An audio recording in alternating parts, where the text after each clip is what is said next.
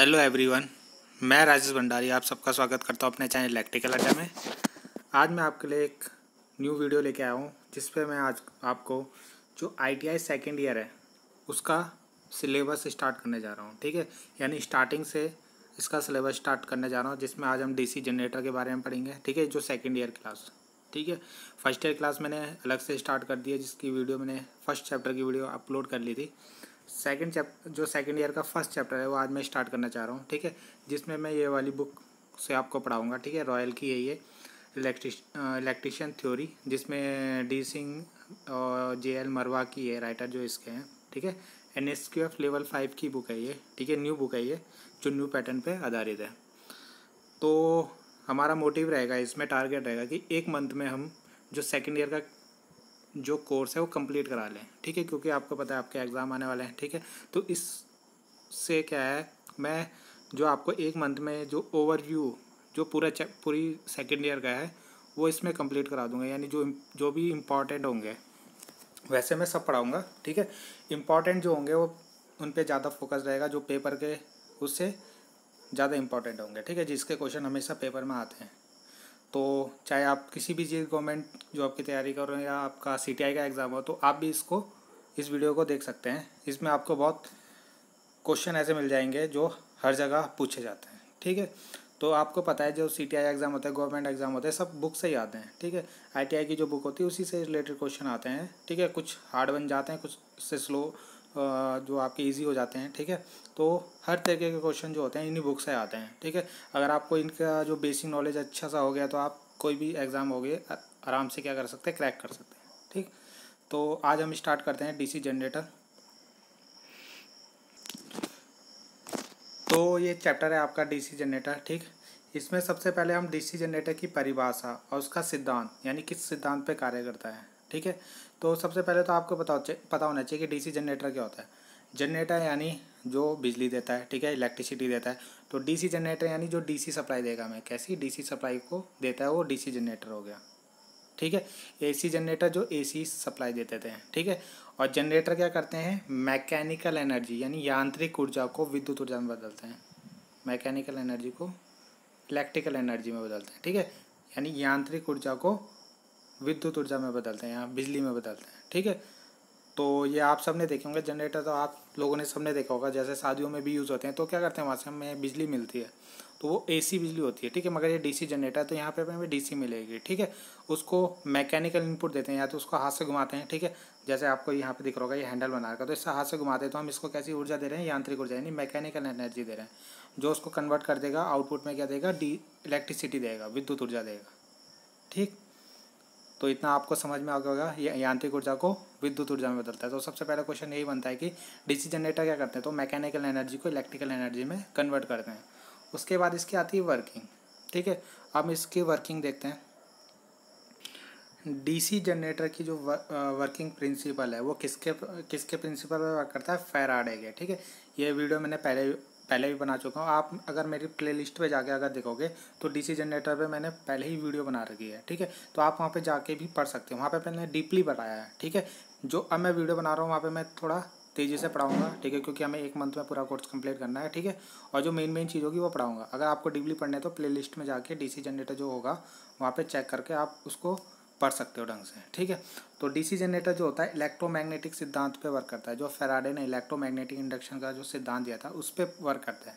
ठीक है, और इलेक्ट्रोमैग्नेटिक के सिद्धांत क्या होता है कि जब हम किसी पोल के बीच में, मान लो ये S पोल है और उसके बीच में किसी कंडक्टर को रखते हैं। कंडक्टर क्या हो सकता है, जैसे हम वायर बना दें और उसको क्लोज कर दें। ठीक है, यहाँ पर हम इसमें लोड लगा दें। ठीक है, तो हम क्या करेंगे, अगर इस कंडक्टर को, मान लो ये हैंडल मैंने यहाँ पे बनाया है, इस हैंडल से क्या करूँगा, ये पोल क्या करेंगे, मैग्नेटिक फील्ड बनाएंगे। ठीक है, तो पोल के बीच में अगर मैं इस कंडक्टर को घुमाता हूँ, ठीक है, और कंडक्टर को घुमाने पर क्या होगा, ये कंडक्टर क्या करेगा, इस मैग्नेटिक फील्ड लाइन को कट करेगा। तो इस मैग्नेटिक फील्ड लाइन को जब कट करेगा तो इस कंडक्टर में क्या हो जाती है, EMF इंड्यूस हो जाती है। ठीक है, यानी इस तार में क्या हो जाएगी, करंट इंड्यूस हो जाएगी। तो यही इसका वर्किंग प्रिंसिपल है कि किसी भी मैग्नेटिक फील्ड में जब हम किसी कंडक्टर को घुमाते हैं तो उस फ्लक्स को कट करता है, तो उसमें EMF जनरेट हो जाती है, जिसको हम क्या करते हैं, आउटपुट में ले लेते हैं। ठीक है, लोड जो है हमारे लोड में वो चला जाता है। ठीक है। अब लोड में हम उसके लिए अगर डीसी जनरेटर तो यहाँ पे कम्यूटेटर यूज़ करते हैं। कम्यूटेटर के थ्रू क्या होता है, ये क्या हो जाती है, आउटपुट में चले जाती है। ये याद रखना है। क्वेश्चन जो बनता है, ये जो कंडक्टर है यहाँ पे कैसी करंट इंड्यूस होती है, तो यहाँ पे करंट इंड्यूस होती है आपकी एसी। जो कंडक्टर होता है उसमें हमेशा एसी ईएमएफ इंड्यूस होता है, ठीक है। आउटपुट अगर हमें डीसी चाहिए तो यहाँ पे होता है कम्यूटेटर। कम्यूटेटर क्या करता है, एसी को डीसी में कन्वर्ट करके लोड पे दे देता है, ठीक है। तो इस तरीके से हमें क्या डीसी आउटपुट में मिल जाता है। अगर हमें एसी चाहिए तो हम यहाँ पे कम्यूटेटर नहीं, यहाँ पे यूज़ करेंगे स्लिप रिंग, ठीक है। तो यहाँ पे स्लिप रिंग का यूज़ करेंगे तो जो एसी अंदर इंड्यूस हुई है वही हमारा लोड में चल जाएगा। कहने का मतलब है, अगर डीसी जनरेटर यूज़ करना है, डीसी जनरेटर बनाना है, तो यहाँ पे आउटपुट में यहाँ पे कम्यूटेटर लगा देंगे। कम्यूटेटर क्या करता है, जो इसके अंदर एसी बनी है उसको डीसी में कन्वर्ट करके लोड को दे देता है, ठीक है। और अगर आपका एसी जनरेटर है तो एसी जनरेटर भी सेम ऐसी बनता है, वर्किंग प्रिंसिपल भी सेम होता है। बस यहाँ पे कम्यूटेटर की जगह आपका स्लिप रिंग आता है। स्लिप रिंग क्या करता है, जो अंदर एसी बन रही है उसको ही बाहर दे देता है, एसी टू एसी देता है, ठीक है। तो ये हो गया इसका वर्किंग प्रिंसिपल। आपको समझ में आ गया होगा कि चालक किसी मैग्नेटिक फील्ड में किसी चालक को घुमाते हैं तो चालक क्या करता है, उस मैग्नेटिक फील्ड को कट करता है और उस पर क्या होती है, ईएमएफ इंड्यूस हो जाती है। वही ईएमएफ क्या होती है आपकी, जो आउटपुट में हम ले लेते हैं। तो ये हो गया इसका वर्किंग प्रिंसिपल, ठीक। अब नेक्स्ट देखते हैं हम। इस पे भी आपको दिख रहा होगा, जैसे ये वर्किंग प्रिंसिपल आएगा तो ये एक मैग्नेट है, ठीक है। इसके बीच में कंडक्टर को रखा है। कंडक्टर को एक हैंडल से घुमाएंगे, तो हैंडल से जब ये कंडक्टर घुमेगा तो ये जो इसके अंदर फ्लक्स है उसको कट करेगा, उसमें करंट इंड्यूस हो जाएगी, ठीक है। तो वही इसमें समझाया गया है इस बुक में, आप इसको डीपली पढ़ सकते हो, ठीक है। अब नेक्स्ट हम देखते हैं इसमें। नेक्स्ट इसमें जो आपको दिख रहा है कि सबसे पहले जो क्वेश्चन बनता है इसमें, स्लिप रिंग और स्प्लिट रिंग में क्या डिफरेंस है, और कम्यूटेटर से डीसी सप्लाई किस प्रकार प्राप्त की जा सकती है, ये मैंने आपको बता दिया था अभी। स्लिप रिंग और स्प्लिट रिंग। स्लिप रिंग हमारा एसी जनरेटर में यूज़ होता है, ठीक है। और स्प्लिट रिंग हमारा कहाँ यूज़ होता है, डीसी जनरेटर में यूज़ होता है, ठीक है। स्प्लिट रिंग किनको बोलते हैं, कम्यूटेटर को ही स्प्लिट रिंग बोलते हैं, ठीक है। तो इतना आपको याद रखना है। इसमें स्लिप रिंग जो होती है एसी जनरेटर में यूज़ होते हैं, जो अंदर कंडक्टर में जो करंट इंड्यूस होती है उसको लोड में पहुँचाता है स्लिप रिंग। स्प्लिट रिंग क्या करता है, अंदर जो कंडक्टर में हमारी एसी जनरेट हुई थी, अभी मैंने जो बताया था, जब हम घुमाते हैं तो उसके अंदर एसी जनरेट होती है एमएफ, उसको आउटपुट में जो लोड में है उसको डीसी चाहिए, डीसी में कन्वर्ट करना है, तो उसके लिए हम स्प्लिट रिंग लगाते हैं, या कम्यूटेटर बोल लो, वो लगाते हैं। तो डीसी जनरेटर में आपका स्प्लिट रिंग लगा होता है और एसी जनरेटर में आपका स्लिप रिंग लगा होता है, ठीक है। तो मेन चीज़ें याद रखना है आपको, ये भी आपका ऑब्जेक्टिव क्वेश्चन इसमें बनता है, ठीक है। उसके बाद हमें देखना है कि जो ये हमारा स्लिप रिंग के द्वारा हम कैसे कैसे करंट को या ईएमएफ को आउटपुट में लेते हैं, ठीक। तो अब हम इसको समझते हैं। सेकंड क्वेश्चन जो इसमें बनता है कि जैसा आपको दिख रहा होगा, ये इसमें ईएमएफ जनरेट हो रही है आपके कंडक्टर में, ठीक है। ये ईएमएफ जो जनरेट हो रही है ऐसे जनरेट हो रही है, जब हम इसको घुमा रहे हैं तो ऐसी हमें एसी वेवफॉर्म इसमें कंडक्टर में बन रही है, ठीक है। तो जब हम कंडक्टर को घुमाते हैं तो कंडक्टर को जब हम इसके अंदर घुमा रहे हैं यहाँ पे, ठीक है, जैसे ये है, इसको जब हम घुमाएंगे ऐसे तो इसकी कुछ पोजीशन बनेगी, कुछ एंगल बनेगा। जो ये मैग्नेट है, ठीक है, उसके बीच में जो ये कंडक्टर रखा है, जब हम इसको घुमा रहे हैं तो कुछ एंगल पे बनेगा, यानी जो फ्लक्स लाइन है और जो ये कंडक्टर हम इसके बीच में रख रहे हैं उनके बीच में कुछ एंगल होगा, ठीक है। ये जो फ्लक्स लाइन ऐसे बन रही है, ठीक है, तो इनके बीच में कुछ एंगल बनेगा। तो एंगल पे डिपेंड होता है कि हमारा आउटपुट किस तरीके से आएगा, ठीक है। अगर मान लो ये जो फर्स्ट पोजीशन आपको यहाँ पे दिख रही होगी, ये वाली, इसमें क्या है, जो हमारा कंडक्टर है ये और जो मैग्नेटिक फील्ड है ये, इनके बीच में अगर एंगल कितना है, 0, तो हमारा करंट क्या मिलेगा, हमें यहाँ पे 0 मिलेगा, स्टार्टिंग में 0 मिलेगा, ठीक है। उसके बाद जैसे जैसे ये एंगल बनेगा बढ़ेगा, जब 90 डिग्री पे होगा तब हमें मैक्सिमम करंट मिलेगा, यानी उस समय जनरेटर मैक्सिमम करंट आउटपुट में दे रहा होगा, ठीक है। जैसे आपको यहाँ पे दिख रहा है इस पोजीशन में, ठीक है। तो यहाँ पे आपको दिख रहा होगा ये मैक्सिमम करंट हमें मिल रहा है 90 डिग्री पे। उसके बाद फिर से ये फिर और आगे घूमेगा, ठीक है, आगे घूमेगा ये, यानी हम इसको पूरा घुमाएंगे ना कंडक्टर को। जैसे कंडक्टर होता है, हैंडल से आप जब घुमा रहे हो तो पूरा एक चक्कर होगा। जब पूरे हैंडल को आपने एक जगह से स्टार्ट किया और दूसरी जगह उसी जगह पे वापस ले गया तो एक चक्कर होता है। उस एक चक्कर में ये एक वेवफॉर्म हमें मिल रही है, ठीक है। तो जैसे जैसे हम धीरे धीरे घुमा रहे हैं तो ये पोजीशन आएगी आपकी, पहले ऐसा रहा होगा, फिर ऐसा हो जाएगा, फिर ऐसा हो जाएगा, फिर ऐसा होगा, फिर ऐसा होगा, फिर से वो पहली वाली पोजीशन में आपका बन गया, ठीक। ठीक, तो जैसे पहली पोजीशन में था फिर से वैसे ही आ गया, तो यानी इसने पूरा एक चक्कर पूरा कर लिया, ठीक है। तो फिर हमने इसको और घुमाया तो जैसे ही ये फिर से इस पोजीशन में आ जाएगा तो ये 180 डिग्री पे भी हमें जीरो करंट मिलेगा, आउटपुट में जीरो आउटपुट मिलेगा। फिर हमने उसको आगे घुमाया, यहाँ पे हमारा आधा चक्कर पूरा होता है 180 डिग्री से फिर हमने आगे घुमाया तो ये फिर से इस पोजीशन में आएगा। इस पोजीशन में मैक्सिमम करंट मिलेगी। ये कब होगा? 270 डिग्री होगा, जब 270 डिग्री, ठीक है। उसके आगे फिर हमने फिर घुमाया तो ये हो गया 360 पे फिर हमें जीरो करंट मिल जाएगा, ठीक है। तो इस तरीके से हमें एक एसी की वेव फॉर्म मिलती है। तो ये प्रोसेस चलता रहता है और हमें एसी आगे ऐसे ऐसे मिलती रहती है, ठीक है। तो आई होप आपको ये समझ में आया होगा कि हम जैसे हम हैंडल को घुमा रहे हैं कंडक्टर को, तो ये पोजीशन उसमें बनती है, मान लीजिए, ठीक है। ये स्टार्ट होता है और यहाँ पे ख़त्म। ये तो जैसे वो पहले था वैसे उसी पोजीशन में आ जाता है। मगर मान लो ये ए बी साइड है तो ये भी ए बी साइड बन जाती है, ठीक है। और ये सी डी साइड होगी तो ये भी सी डी साइड।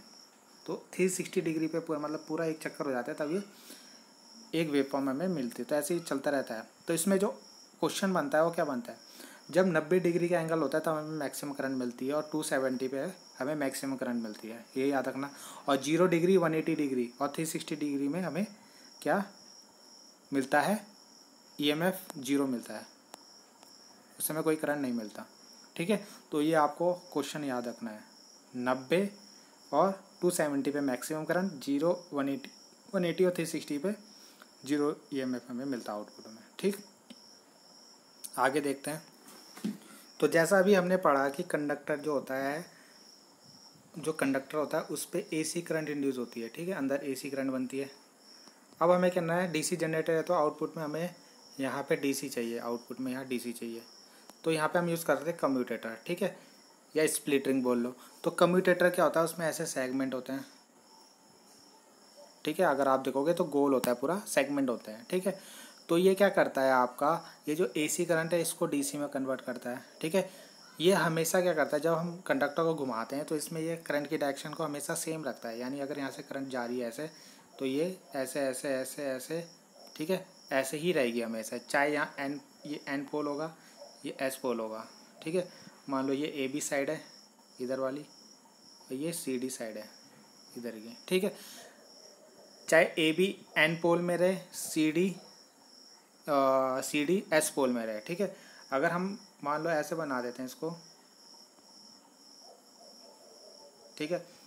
अब की बार क्या हो जाएगा, ये ऐसे बन जाएगा, ये सी डी हो जाएगा आपका आधे चक्कर के बाद, ठीक है। जब हम इसको घुमा रहे हैं तो सी डी साइड आ जाएगा ए बी। तो इस समय भी करंट की डायरेक्शन में इसमें ऐसे ही रहती है। पहले सी डी में इस साइड आपको दिख रही होगी नीचे की साइड है, ए बी में ऊपर की साइड मैंने बना रखी है, ठीक है। इसमें भी क्या है, जब सी डी इधर आ गया तो सी डी में भी अब ऊपर की तरफ हो गया। पहले इधर क्या था, इधर की साइड नीचे की तरफ था, ठीक है। तो इसमें क्या होगी, करंट की डायरेक्शन हमेशा एक जैसी रह रही है आपकी। तो वो कौन करता है, कम्यूटेटर करता है आपका। इस तरीके से ए सी को डी सी में कन्वर्ट करता है, ठीक है। जो इसका वर्किंग प्रिंसिपल होगा ये मैंने आपको समझाया है इसको, ठीक है। इसके लिए मैंने प्लेलिस्ट में अलग से वीडियो बना रखी है, वहाँ पे जाके आप इसको समझ सकते हैं, कम्यूटेशन जो प्रोसेस होता है, ठीक है। अभी भी मैं इसको आगे जाके समझाऊंगा। तो ये कम्यूटेटर ही करता है आपको एसी को डीसी में, ठीक है। ये जनरेटर में करता है। मोटर में ये उल्टा हो जाता है। मोटर में हम सप्लाई देते हैं तो यहाँ से हम क्या करेंगे, डीसी सप्लाई देते हैं। मोटर में ये क्या करता है, कम्यूटेटर डीसी को एसी में बदलता है, ठीक है। जो जनरेटर और मोटर होता है सेम होता है, ठीक है। कंस्ट्रक्शन सेम होता है, यानी एक जैसे बने होते हैं, बस उनमें क्या होगा, काम करने का तरीका अलग हो जाएगा। इसमें हम घुमा रहे हैं, उसमें हम सप्लाई दे के उसको घुमाते हैं, ठीक है। यानी उसमें हम इनपुट देते हैं, इसमें हम मैकेनिकल इनपुट दे रहे हैं। हाथ से घुमा रहे हैं, उसमें हम क्या करते हैं, करंट देते हैं, ठीक है। बस ये अंतर है। तो अब हम इसको आगे समझते हैं। तो जैसा आपको दिख रहा होगा यहाँ पे, ये हमारी एसी जनरेट हो रही है और इसको आउटपुट में डीसी में इसने कन्वर्ट कर दिया, ठीक है। तो ये कौन करता है, आपका कम्यूटेटर करता है, ठीक। अब इसको आगे समझते हैं। आगे देखते हैं, इसमें डीसी जनरेटर के मुख्य भागों का वर्णन कीजिए। यानी डीसी जनरेटर के जो मुख्य भाग है, क्या क्या उसमें यूज़ होता है, उसका हमें वर्णन करना है, ठीक है। तो सबसे पहला आता है, इसमें पोल होते हैं या फील्ड मैग्नेट होते हैं। अगर आपका ऐसा एक डीसी जनरेटर मान लो, तो यहाँ पे इसका पोल होते हैं, ठीक है। ये एन पोल, दो पोल का बना रहा हूँ मैं, ठीक है। तो इनमें होती है फील्ड वाइंडिंग। इन पोलों में जो होती है फील्ड वाइंडिंग होती है आपकी, ठीक है। तो इनको बोलते हैं फील्ड वाइंडिंग, ठीक है। तो इसको पोल बोल लो या फील्ड मैग्नेट बोल लो, जो क्या करते हैं, फील्ड इसके अंदर आर्मेचर, इसके अंदर मोटर जनरेटर के अंदर फील्ड बनाते हैं, ठीक है। जैसा भी हमने पता था ना, पोल बनाए थे मैंने एन और एस, तो वही काम करते हैं ये फील्ड, पोल बोल लो या फील्ड बोल लो। तो इसमें हम सप्लाई दे के इनको क्या बनाते हैं, मैग्नेट बनाते हैं। या अगर हमारे परमानेंट मैग्नेट है तो उनको रख के ही उनको वैसे ही फिक्स करके वो क्या करते हैं, उसके अंदर मैग्नेटिक फील्ड बनाते हैं। यानी फील्ड मैग्नेट का काम होता है मैग्नेटिक फील्ड बनाता है। इंपॉर्टेंट क्वेश्चन है, पूछा जाता है कि फील्ड का काम क्या होता है, तो फील्ड का काम होता है मैग्नेट बनाना। इसके अंदर ऐसे ऐसे मैग्नेट बनाता है, ठीक है। ये जो भी हमने पढ़ा, तो ये क्या का बना होता है, सिलिकॉन स्टील का बना होता है आपका। लेमिनेटेड शीट होती है, इसमें शीट को मिला के बनाया जाता है, ठीक है। और एक याद रखना है, जो पोल होते हैं इनका फेस कुछ इस तरीके का बनाया जाता है, ऐसे, ठीक है। इनको पोल शू बोलते हैं, इनका पोलों के फेस होते हैं, इनको पोल शू बोलते हैं, ठीक है। तो ये इस तरीके के बनाए जाते हैं ताकि ये क्या करें, जो फ्लक्स हो उसको अच्छी तरह से इसके अंदर मोटर जनरेटर या मोटर के अंदर अच्छी तरह से उसको फैला दे, ठीक है, क्षेत्रफल बढ़ा दे। और जब हम इसमें वाइंडिंग करते हैं तो ये वाइंडिंग बाहर ना गिरे, बाहर ना जाए। अगर ये पोल के फेस ऐसे नहीं होंगे तो ये नीचे गिर सकती है या नीचे बाहर निकल सकती है। तो उनके फेस को थोड़ा ऐसे चौड़ा करके बनाया जाता है कि ताकि ये वाइंडिंग बाहर ना निकले। तो पोलों को वाइंडिंग को भी फिक्स करके रखते हैं, ठीक है। तो ये याद रखना, पोल शू का काम क्या होता है, एक तो मैग्नेटिक फ्लक्स को फैलाता है और एक ये वाइंडिंग को हैंडल करके रखता है या होल्ड करके रखता है, ठीक है। तो ये काम होता है आपका मैग्नेट का, ठीक है, या फील्ड का। और फील्ड में पूछ लेगा कि पोल शू क्यों बनाए, पोल शू ऐसे क्यों होते हैं इसके, ठीक है। तो उसका काम ये होता है कि मैग्नेटिक फील्ड को फैलाना और इसमें वाइंडिंग जो होती है उसको होल्ड करके रखता है, ठीक। नेक्स्ट हम देखते हैं इसमें अगला, इसमें आता है योक ऑफ फ्रेम, ठीक है। योक और फ्रेम या बॉडी भी बोलते हैं इसको, ठीक है। तो ये जो बाहर का ये होता है ना, इसको बोलते हैं योक ऑफ फ्रेम, ठीक है। मोटर के जो बाहर का जो ये बॉडी होती है इसको योक ऑफ फ्रेम बोलते हैं। इस पे क्या होता है, मैग्नेट लगे होते हैं, ठीक है, मैग्नेट फिक्स होते हैं। और इसका काम क्या होता है, चुंबकों द्वारा उत्पन्न किया गया फ्लक्स का सर्किट पूरा करता है, ठीक है। यानी चुंबक जो होता है इसके अंदर जो फ्लक्स बनाता है उसको ये उसका सर्किट पूरा करता है। यानी जो चुंबक फ्लक्स है उसको इसके अंदर फैलाता है, मतलब, ठीक है, बाहर ऐसे बाहर नहीं आने देता। ये बॉडी का काम ये होता है, ठीक है। और बाकी जो इसके पार्ट होते हैं उनको ढकने का काम आता है ये। तो ये इतना याद रखना। और ये याद रखना, ये कास्ट आयरन का बना होता है। बड़ी बड़ी मशीनों में ये किसका बना होता है, माइल्ड स्टील का। कास्ट आयरन और माइल्ड स्टील दोनों का बना होता है। तो ये इंपॉर्टेंट क्वेश्चन है, बहुत बार पूछा गया है, ITI के एग्ज़ाम में भी आया है ये, ठीक है। तो मैंने क्वेश्चन अब खुद देखा है ये क्वेश्चन।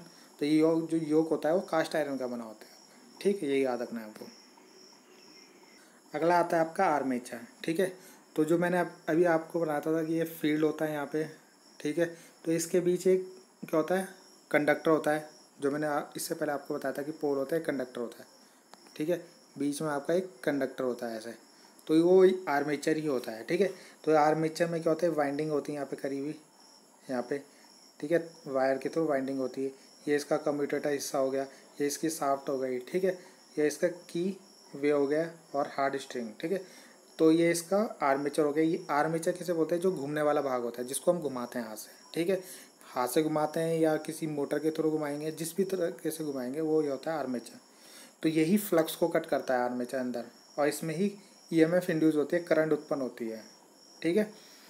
तो ये आपका किसका बना होता है, सिलिकॉन स्टील का बना होता है, ठीक है। सिलिकॉन स्टील का बना होता है। सिलिकॉन स्टील की पत्तियों के द्वारा बना होता है, यानी पत्तियाँ होती हैं उनको आपस में मिला के ऐसे बनाया जाता है। वो आपको पता है क्यों बनाया जाता है, एडी करंट लॉस को कम करने के लिए, ठीक है। इन पत्तियों की जो मोटाई होती है 0.064 mm होती है लगभग, ठीक है। और इन पत्तियों का क्या होता है, चिपकाया जाता है, चिपका के बनाया जाता है, ठीक है। हानियों को एडी, जैसे में लिखा है, एडी करंट की हानियों को कम करने के लिए, ठीक है। तो ये काम होता है आर्मेचर का। आर्मेचर क्या होता है, घूमने वाला भाग होता है जो सिलिकॉन स्टील का बना होता है। इतना याद रखना, जिसमें पत्तियों की बना होता है, सिलिकॉन स्टील की पत्तियों का बना होता है, और जिसकी मोटाई कितनी होती है 0.064। ये इंपॉर्टेंट है, इसको याद रखना है, ठीक है। और यही मैग्नेटिक फ्लक्स को काटता है आपका, ठीक है। यहाँ पर लिखा है मैग्नेटिक फ्लक्स को काटता है, ठीक है।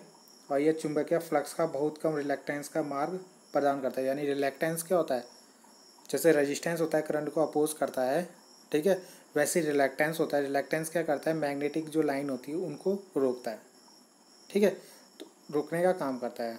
तो ये जो ये आपका ये होता है जो आपका आर्मेचर, ये ज़्यादा से ज़्यादा जो चुंबकीय लाइन होती है, मैग्नेटिक फील्ड लाइन होती है, उनको अपने अंदर में से गुजारता है, ठीक है, कम रिलैक्टेंस करता है, यानी कम अपोज करता है उसका, ये काम होता है, इसको बोलते हैं रिलैक्टेंस, ठीक।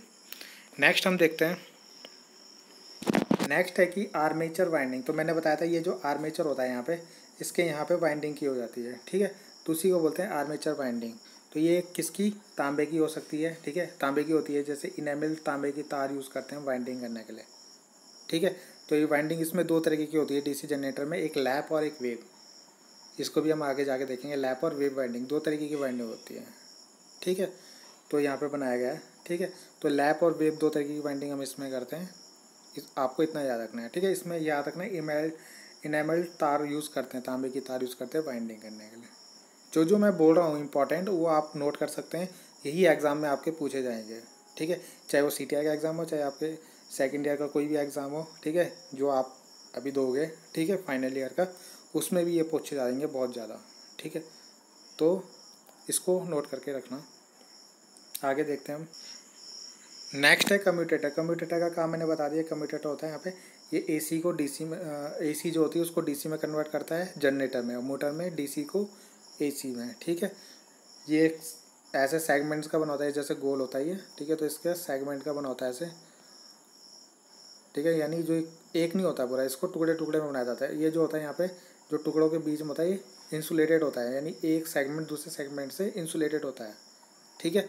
इनके बीच में माइका भरा होता है, जो इंसुलेटिंग पदार्थ होता है माइका भरा होता है, और जो कम्यूटेटर बनता है वो हार्ड ड्रॉन कॉपर का बनता है, हार्ड ड्रॉन कॉपर, ठीक है। तो ये याद रखना है आपको, हार्ड ड्रॉन कॉपर का बना होता है कम्यूटेटर। नेक्स्ट अब हम देखते हैं, नेक्स्ट इसमें आता है ब्रश। ब्रश आपके क्या क्या बने होते हैं, कार्बन के यूज़ करते हैं हम, ठीक है, और इनका शेप कैसा होता है, रेक्टेंगल, आयताकार होता है, ये याद रखना, कार्बन के ब्रश, और इनका शेप कैसा होता है, रेक्टेंगल, आयताकार होता है, ठीक है। और इनमें जो ब्रश में जो आपका स्प्रिंग लगता है यहाँ पे, ठीक है, ब्रश में एक स्प्रिंग लगता है, उसकी वो कितना उसकी वैल्यू होती है, तो उसकी वैल्यू होती है 0.1 से 0.25 kg पर सेंटीमीटर स्क्वायर, ठीक है, केजी प्रति वर्ग, ठीक है, यानी केजी प्रति वर्ग होना चाहिए, सेंटीमीटर नहीं है इसमें, ठीक है, केजी स्क्वायर, इतना इसमें प्रेशर डालता है ये स्प्रिंग, ठीक है। तो ये याद आपको इसमें रखना है। एक आता है साइड कवर, यानी जो मोटर में साइड होते हैं उनमें कवर लगता है दोनों साइड में, ठीक है, उनको बोलते हैं साइड कवर। बाकी इसमें बेयरिंग यूज़ होती है, बेयरिंग अलग अलग तरीके की यूज़ होती है, तो ये आपको देख लेना है। इसमें स्लीव बेयरिंग यूज़ होती है, सेल्फ लुब्रिकेंट बेयरिंग यूज़ होती है, ठीक है, रोलर बेयरिंग यूज़ होती है इसमें, तो ये आप इसको चेक कर लेना, इसको ज़्यादा ये इम्पोर्टेंट नहीं है आपका, ठीक। बाकी इसमें एक फ़ैन लगा होता है कूलिंग के लिए, ठीक है, जो आप आर्मेचर आपका काम जब इसमें हम लोड डालते हैं तो हीट करती है, तो उसके लिए कूलिंग फ़ैन लगा होता है, जो उसके अंदर आर्मेचर वाइंडिंग होगा उसको ठंडा रखता है। बाकी इसमें साफ्ट और पुली, साफ्ट इसमें जो ये हमने बताया था, ये साफ्ट है इसकी, ठीक है, जो बाहर निकली होती है, तो ये काम होता है इनका। और एक पुली होती है आपकी इसमें लगी हुई, ठीक है। नेक्स्ट अब हम इसमें देखते हैं, अगला इसमें आता है वाइंडिंग। तो आर्मेचर में मैंने बताया था दो तरह की वाइंडिंग करते हैं, लैप और वेव, ठीक है। पहले हम देखते हैं लैप वाइंडिंग। लैप वाइंडिंग होती है, पैरेलल वाइंडिंग बोलते हैं इसमें, ठीक है। तो इसमें याद रखना है, जितने पोल होते हैं उतने ही पैरेलल पाथ होते हैं, यानी उतने ही आर्मेचर को क्या करते हैं हम, जो वाइंडिंग होती है उनको पैरेलल में कनेक्ट करते हैं, ठीक है। तो इसके पैरेलल पाथ के बराबर होती है, ठीक है। तो पैरेलल पाथ के बराबर होती है, इक्वल टू उतने ही आपके ब्रश लगते हैं, ठीक है, उतने ही आपके इसमें ब्रश कनेक्ट होते हैं। मान लो आपके 4 पोल की कोई मशीन है, तो उसमें पैरेलल पाथ भी 4 होंगे और ब्रश भी 4 यूज़ होंगे, ठीक है। तो ये होती है आपकी लैप वाइंडिंग, इसको पैरेलल वाइंडिंग भी करते हैं, ठीक है, यानी सारी वाइंडिंग क्या होती है, एक दूसरे के पैरेलल में कनेक्ट होती है। जो वेव वाइंडिंग होती है उसमें जितने पोल होते हैं, ठीक है, पैरेलल पाथ हमेशा 2 होंगे, तो ब्रश भी हमेशा 2 यूज़ होंगे, ठीक है। तो ये होता है आपका वेव वाइंडिंग में। पैरेलल पाथ समझ लो, जैसे कोई मान लो ये वाइंडिंग है हमने करी है, तो उसके क्या होगी, पैरेलल में कनेक्ट होते रहेंगे ऐसे। तो मान लो 4 पोल है तो 4 पैरेलल पाथ बन गए ऐसे, ठीक है। तो इस तरीके से ये वाइंडिंग क्या होती है, आपस में पैरेलल में कनेक्ट होती है लैप वाइंडिंग में, ठीक है। और वेव वाइंडिंग को क्या बोलते हैं, इसमें 2 ही पैरेलल पाथ होते हैं आपके, तो ये आपको याद रखना है, ठीक। बाकी इसमें जो डिफरेंस आता है वो मैंने लिखा दिया आपको। एक चीज़ और है इसमें, ये जो लैप वाइंडिंग होती है अधिक करंट और कम वोल्टेज के लिए यूज़ होती है, और वेव वाइंडिंग अधिक वोल्टेज और कम करंट के लिए यूज़ होती है। ये इंपॉर्टेंट है, आप इसको याद कर लेना। पूरी ही टेबल जो है ये इंपॉर्टेंट है, हर एग्ज़ाम में पूछा जाता है, ठीक है। बाकी तो मैंने आपको बता दिया था, ये अधिक करंट यानी इसमें पैरेलल पाथ ज़्यादा होते हैं इसलिए इसमें करंट भी ज़्यादा होती है, ठीक है। इसमें पैरेलल पाथ कम होते हैं इसलिए इसमें करंट कम होती है, वोल्टेज ज़्यादा होती है, ठीक। ये याद रख लेना इसमें। उसके बाद हम नेक्स्ट देखते हैं। नेक्स्ट है इसमें ईएमएफ इक्वेशन, ठीक है। ईएमएफ इक्वेशन डीसी जनरेटर की। तो जो ईएमएफ इक्वेशन होती है लैप वाइंडिंग के लिए अलग होती है, वेव वाइंडिंग के लिए अलग होती है, ठीक है। तो लैप वाइंडिंग के लिए जो होती है ये होती है आपकी फाई पी एन और Z/60 इंटू ए होती है, ठीक है। और इसके लिए जो होगी ये यहाँ पे काट लेना, इसे Z लिख लेना, ठीक है, Z/A। एक इसमें P गलत लिखा है, ठीक है, तो P पहले ही आ गया था। और वेव वाइंडिंग के लिए होती है ये, इसमें 5ZPN/120 आ जाता है, क्योंकि आपको पता है पैरेलल पाथ 2 होते हैं तो ए की जगह 2 रख देंगे, ठीक है। यहाँ पे ए की जगह 2 रख देंगे तो 60 × 2 हो जाएगा 120, तो वही इक्वेशन है दोनों के लिए, ठीक है।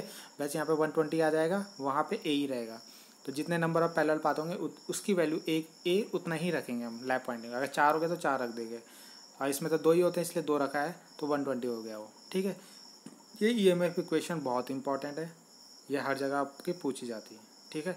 इसको याद रखना और एग्ज़ाम में पक्का आता है, ठीक। नेक्स्ट आता है डीसी जनरेटर का वर्गीकरण। तो इसका वर्गीकरण यानी कितने टाइप्स की आप हमारा डीसी जनरेटर होता है उनका वर्गीकरण करना है। तो इसमें पहला आता है सेपरेटली एक्साइटेड, और दूसरा होता है सेल्फ एक्साइटेड, और एक और आता है आपका परमानेंट, जिसमें मोटर यूज परमानेंट जिसमें पोल यूज़ होते हैं, ठीक है। इस बुक में केवल 2 दिए हैं, सेपरेटली एक्साइटेड और सेल्फ एक्साइटेड, तो हम इन दोनों को ही पढ़ेंगे, ठीक है। सेपरेटली एक्साइटेड और किसका, हाँ, सेल्फ एक्साइटेड, 2 हमें पढ़ना है। तो सेपरेटली एक्साइटेड में क्या होता है आपका, जो सेपरेटली जैसे नाम से पता चल रहा है, हमें पता है जो भी मोटर में क्या होता है, एक आर्मेचर होता है, एक फील्ड वाइंडिंग होती है, ठीक है। तो फील्ड वाइंडिंग ऐसे होती है, ठीक है, और एक होता है आर्मेचर। आर्मेचर को हम इस तरीके से बनाते हैं, ठीक है। ये हमारे ब्रश जोड़ रखे हैं, एक प्लस और एक माइनस, ठीक है। ये हमारा आर्मेचर, और यहाँ हम इसमें करते हैं लोड कनेक्ट, यहाँ पर हम कर देते हैं एक लोड कनेक्ट, ठीक है। तो ये जो सेपरेटली एक्साइटेड का मतलब है, हम जो इसकी फील्ड वाइंडिंग है इसको यहाँ से डीसी सप्लाई देते हैं, यानी फील्ड वाइंडिंग को अलग से सप्लाई दे के यहाँ पे मैग्नेटिक फील्ड बनाया जाता है फील्ड में, ठीक है। जबकि आप इसके बाद देखोगे सेल्फ एक्साइटेड, उसमें हम अलग से सप्लाई नहीं देते, उसमें हम आर्मेचर से ही सप्लाई देंगे फील्ड में, ठीक है। तो ये अंतर है इसमें सेपरेटली और सेल्फ में। तो सेपरेटली एक्साइटेड क्या होगा, जिसमें हम क्या करते हैं, बैटरी या किसी डीसी मतलब कहीं से भी डीसी इसको सप्लाई देंगे उसके फील्ड में, और वहाँ पे वो क्या करेगा, तब मैग्नेटिक फील्ड बनाएगा, तब ये ठीक है। जैसे ये एन और एस पोल थे, मैंने ये स्टार्टिंग में बताया था वर्किंग जनरेटर की, ठीक है। तो ये एन और एस कैसे बनेंगे, यहाँ पे हमें इसको अलग से सप्लाई देके इसको मैग्नेट बनाना पड़ेगा पहले, ठीक है। तो जब ये मैग्नेट बनेंगे तब ये मैग्नेटिक फील्ड बनाएंगे, तब ये आर्मेचर जो है यहाँ पे इसको फील्ड को कट करेगा, और तब जाके इसमें करंट इंड्यूस हो गया, तब जाके वो लोड में हमारा आउटपुट देगा, ठीक है। तो इसलिए इसका नाम क्या पड़ा है, सेपरेटली एक्साइटेड, क्योंकि हमें इसमें अलग से सप्लाई देनी पड़ रही है डीसी जनरेटर उसके फील्ड को, ठीक है। तो इसका उपयोग होता है आपका इलेक्ट्रोप्लेटिंग, ठीक है, और धातु शुद्धिकरण के लिए। इलेक्ट्रोप्लेटिंग क्या होता है, आपकी किसी प्लेट में जैसे नामों को लिखना है उसको इलेक्ट्रोप्लेटिंग बोलते हैं, ठीक है। धातु शुद्धिकरण यानी किसी मेटल को प्योरीफाई करने के लिए वहाँ पे यूज़ होता है आपका सेपरेटली एक्साइटेड क्या जनरेटर, ठीक है। तो आई होप आपको सेपरेटली एक्साइटेड डीसी जनरेटर आपको समझ में आ गया होगा, ठीक। अब हम नेक्स्ट देखते हैं सेल्फ एक्साइटेड।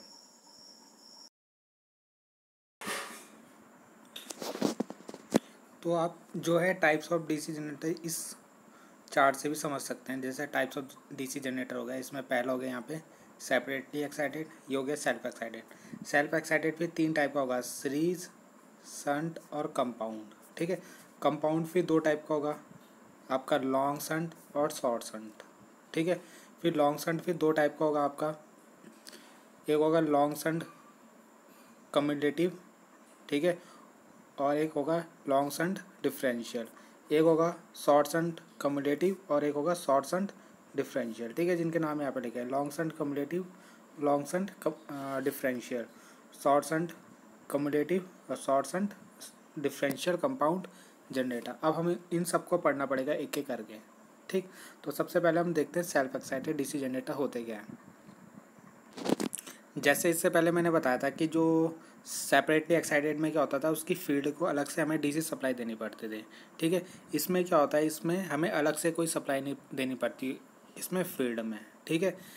जो फील्ड में जो सप्लाई जाती है वो जाती है आर्मेचर से, जो हमारी आर्मेचर में करंट इंड्यूस होगी वही फील्ड में जाएगी। जैसे ये एन और एस पोल है, ठीक है, और ये हमारा इसके बीच में कोई आर्मेचर रखा हुआ है, ठीक है। तो इसमें जो ईएमएफ इंड्यूस होगा वही यहाँ पे जाके यहाँ पे मैग्नेटिक फील्ड बनाएगी। अब आप बोलोगे कि यहाँ पे करंट इंड्यूस कैसे होगी, जब यहाँ पे मैग्नेटिक फील्ड ही नहीं होगा तो ये जो आर्मेचर होगा इस मैग्नेटिक फील्ड को कट ही नहीं करेगा, तो इसमें ईएमएफ कहाँ से इंड्यूस होगी, ठीक है। तो यानी ईएमएफ इंड्यूस, आर्मेचर में ईएमएफ इंड्यूस होने के लिए पहले मैग्नेट होना चाहिए, मैग्नेट लाइन होती है, लाइन होनी चाहिए, तब आर्मेचर उन लाइन को कट करता है, तब जाके आर्मेचर में करंट इंड्यूस होता है, ठीक है। तो अगर फील्ड में करंट ही नहीं जाएगी तो मैग्नेट कैसे बनेगा। तो परमानेंट मैग्नेट इसमें यूज़ नहीं होते कि पहले से उसमें मैग्नेट बनाए हुए हैं। इसमें क्या होता है, ये वाइंडिंग होती है, ठीक है। तो इन वाइंडिंगों में क्या होता है, पहले से थोड़ा बहुत मैग्नेट रह जाता है, उसको बोलते हैं हम रेसिडुअल मैग्नेटिज्म, ठीक है। जैसे एक बार हमने इस डीसी जनरेटर को बनाया, इसने काम करा, ठीक है, तो उसके बाद जो फील्ड वाइंडिंग होती है उनके अंदर थोड़ा बहुत मैग्नेट रह जाता है। तो ये थोड़ा बहुत मैग्नेट जो रह जाता है उसी के कारण आर्मेचर में करंट इंड्यूस होती है, और तब जाके वो करंट फिर से फील्ड में जाती है और फिर वो मैग्नेटिक फील्ड बनाना स्टार्ट करता है आपका, ठीक है। अभी हम इसको समझते हैं थोड़ा बहुत धीरे धीरे। तो ये इसमें क्या होता है, एक रेसिडुअल मैग्नेटिज्म रह जाता है आपका, ठीक है, जो क्या करता है, जिसकी हेल्प से आर्मेचर में आपकी करंट इंड्यूस होती है, ठीक। तो इनके अंदर रेसिडुअल मैग्नेटिज्म में रहता है, इसलिए इनको सेल्फ एक्साइटेड बोलते हैं, ठीक है। यानी इन्हें हमें कहीं से बाहर से सप्लाई नहीं देनी पड़ती एक्साइटेड करने के लिए इनके फील्ड वाइंडिंग को, ठीक है। तो आर्मेचर से ही करंट जाता है फील्ड में, तब जाके वो एक्साइट होते हैं, ठीक है। और स्टार्टिंग में कहाँ से एक्साइटेड होते हैं, क्योंकि उसके अंदर पहले से मैग्नेट रहता है, ठीक है, रेसिडुअल मैग्नेटिज्म बचा रहता है मैग्नेटिज्म, तो उसके कारण स्टार्टिंग में आर्मेचर करंट इंड्यूस होती है थोड़ी बहुत, फिर वो करंट जाती है फील्ड में, तब वो ज़्यादा मैग्नेट बनाते हैं, फील्ड आर्मेचर उन फील्ड को कट करेगा, तब जाके उसमें ईएमएफ ज़्यादा बनेगी, ठीक है। तो सेल्फ एक्साइटेड इसलिए कहते हैं क्योंकि खुद ही इसमें क्या होता है, मैग्नेट बनता है आपका, ठीक है, मैग्नेटिक लाइन बनती है फील्ड वाइंडिंग में, ठीक। तो उसमें सबसे पहले आता है सीरीज वाउंड जनरेटर, ठीक है। तो पहले सबसे पहले हम इसको समझते हैं। तो सीरीज वाउंड जनरेटर में क्या होता है, जो आर्मेचर होता है और फील्ड होती है दोनों सीरीज में जुड़ी होती है। जैसे मान लो ये आर्मेचर वाइंडिंग है हमारी, ठीक है, उसके ही सीरीज में हम यहाँ पे सीरीज वाइंडिंग लगा देते हैं, ठीक है, और यहाँ पे कर देते हैं लोड कनेक्ट, ये हमारा लोड, ठीक, ये हो गया आर्मेचर, ये हो गया फील्ड। तो आर्मेचर फील्ड सीरीज में कनेक्ट होते हैं, तो रेसिडुअल मैग्नेटिज्म के कारण इसके अंदर थोड़ा मैग्नेट रहेगा, ठीक है। तो ये आर्मेचर इस फ्लक्स को कट करेगा, मैग्नेटिक फील्ड को कट करेगा, ठीक है। तो जिसके कारण आर्मेचर में करंट उत्पन्न होगी, वही करंट यहाँ से फील्ड में जाएगी, ठीक है। आर्मेचर करंट यहाँ से जाएगी, कौन सी, यहाँ जाएगी फील्ड में IF, ठीक है, और वही करंट जाएगी लोड पे। तो यानी जो सीरीज वाउंड जनरेटर होता है वही आर्मेचर करंट फील्ड में, फील्ड से ही कहाँ लोड में आपकी करंट जाती है, ठीक है। यानी ये तीनों करंट आपकी इक्वल होती है इसमें। तो ये होता है सीरीज जनरेटर। तो सीरीज जनरेटर आपका क्या होता है, मैंने बता दिया, आर्मेचर और फील्ड क्या होते हैं, आपस में सीरीज में कनेक्ट होते हैं। इसका यूज़ करते हैं हम बूस्टर के लिए। जैसे ट्रांसमिशन लाइन में क्या होता है आपका, हम एक जगह से दूसरी जगह तक सप्लाई को भेजते हैं, तो जहाँ से हम भेजते हैं, मान लो हमने 400 भेजी, 400 वोल्ट भेजी, और जो जहाँ भेजी वहाँ हमारी 300-350 वोल्ट पहुँचती है, क्योंकि बीच में लॉसेस हो जाते हैं। तो उन लॉसेस को ओवरकम करने के लिए हम क्या करते हैं, सीरीज जनरेटर यूज़ करते हैं। तो वो क्या करता है, जो भी लॉसेस है उनकी कमी को पूरा करता है, तो इसलिए इसको बूस्टर के रूप में यूज़ करते हैं, ठीक है। और इसमें ये याद रखना है आपको, एक तो इसका यूज़ रखना है बूस्टर, और एक ये जो इसकी वाइंडिंग होती है सीरीज वाइंडिंग, ये मोटे तार की बनती है, ठीक है। इसका व्यास क्या होता है, मोटा होता है, और इसके टर्न क्या होते हैं, कम होते हैं, ठीक है। मोटा व्यास और कम टर्न, ठीक है, यानी टर्न कम ही होते हैं इसके। अब मोटी तार होती है सीरीज जनरेटर को बनाने के लिए, ठीक है। और एक चीज़ अब आपको और याद रखना है, इसमें जब तक हम इसमें लोड कनेक्ट नहीं करते तब तक ये जनरेटर आपका काम नहीं करता। तो इसमें लोड लगाना ज़रूरी है, तभी इसमें करंट फ्लो होगा, तब तक ये एक्साइटेशन नहीं होगा। तो ये लोड जब इसमें लगा होगा तभी तुम्हारा डीसी सीरीज जनरेटर काम करेगा। तो ये मैंने इसमें जो डीसी सीरीज जनरेटर है इसके बारे में आपको मेन पॉइंट आपको बता दिए, तो यही इसमें एग्ज़ाम में पूछे जाते हैं, ठीक। बाकी इसका सीरीज जनरेटर में करंट का फॉर्मूला होता है E = RA+RSC+RC, ठीक है। तो ये ईएमएफ जो इंड्यूस हो रहा है और ये जो रेजिस्टेंस है आपके सीरीज फील्ड का रेजिस्टेंस, आर्मेचर का रेजिस्टेंस, ठीक है, और एक आरसी हो गया आपका, ये आरसी नहीं आरएल होगा आपका, ठीक है, लोड प्रतिरोध, ठीक है। तो ये फॉर्मूला होता है इसका करंट का। बाकी आपको पता है करंट तीनों इक्वल होती है इसमें, IA armature current, line current और सीरीज करंट, क्योंकि एक ही करंट फ्लो होती है तीनों में। तो ये इसके लिए हो जाएगा फॉर्मूला। बाकी इसका ईएमएफ का फॉर्मूला ये हो जाएगा E = VT+IA+RA+RSC। तो डायरेक्ट आप इसको याद कर लेना, ठीक। अगला इसमें आता है संट जनरेटर। ये जो जनरेटर इनकी मैंने पहले से वीडियो बना चुका हूँ, इनकी प्लेलिस्ट में आपको वीडियो मिल जाएगी, वहाँ पे मैंने इनको डीपली समझाया है, ठीक है। अभी मैं इनको ऊपर से समझा रहा हूँ, यानी इसमें जो इंपॉर्टेंट चीज़ें वो समझा रहा हूँ। अगर आपको इनको डीपली समझना है तो आप प्लेलिस्ट में जाके वहाँ पे ये वीडियो देख सकते हो, ठीक है। तो संट जनरेटर आपको पता है इसमें क्या होगा, आर्मेचर और फील्ड आपस में पैरेलल में कनेक्ट होंगे, ठीक है। तो इसको बोलते हैं संट जनरेटर, इसलिए बोलते हैं इसको। फील्ड जो होता है आर्मेचर के संट में लगी होती है, ठीक है। और फील्ड वाइंडिंग जो होती है इसमें होती है, उसमें मोटे तार की होती है, इसमें पतले तार की होती है, ठीक है। इसका रेजिस्टेंस हाई होता है, ठीक है, पतले तार यानी हाई रेजिस्टेंस होगा। पतले तार की होगी और ज़्यादा टर्न होंगे, उसमें कम टर्न थे, इसके ज़्यादा टर्न होंगे, ठीक है। तो ये लिखा है इसमें, कॉइल पतले तार की और कई टर्नों की बनाई जाती है, ठीक। और डीसी जनरेटर का आउटपुट हमेशा कांस्टेंट होता है, यानी ये कांस्टेंट आउटपुट देता है आपका, ठीक है। एक चीज़ ये आपको याद रखनी है इसमें। और ये फील्ड वाइंडिंग और आर्मेचर वाइंडिंग इसमें पैरेलल में होती है। जो फील्ड वाइंडिंग होती है पतले तार और ज़्यादा टर्न की होती है ये। बाकी इसमें जो डीसी संट जनरेटर का यूज़ हम कांस्टेंट आउटपुट के लिए करते हैं, जैसे बैटरी चार्जिंग के लिए यूज़ करते हैं इसको, ठीक है। बैटरी चार्ज करनी हो वहाँ पे यूज़ करते हैं, ठीक है। जहाँ पे हमें क्या है, एक कांस्टेंट सप्लाई चाहिए होगी वहाँ पे इसका यूज़ करेंगे, ठीक है। ये याद रखना है आपको।